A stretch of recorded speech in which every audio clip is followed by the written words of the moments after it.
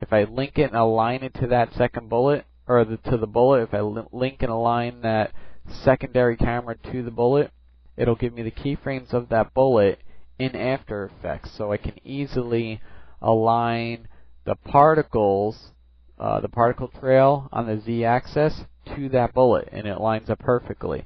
But that's like a whole nother tutorial. For now, it's probably just as easy for you.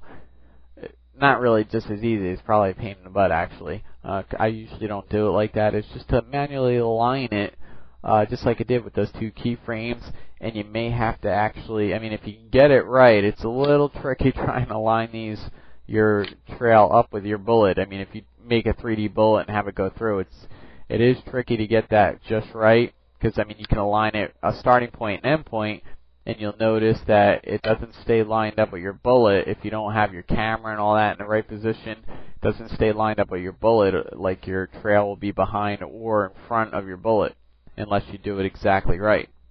So that is the tricky part. You kind of can't really make keyframes in the middle and have your bullet's trail slow down or anything, because then it's going to mess up the look of your trail.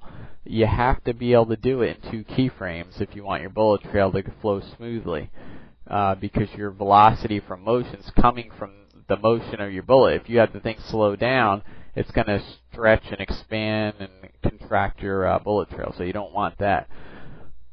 So,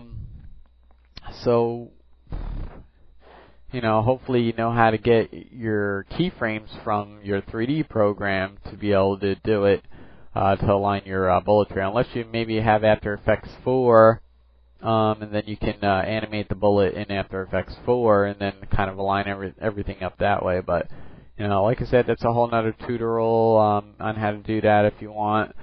Maybe one day I'll make a tutorial on that, but it is pretty tricky to get that to go. But I mean, if you just want a bullet trail, there you go. There's a bullet trail. If you don't mind manually trying to align it, then go for it.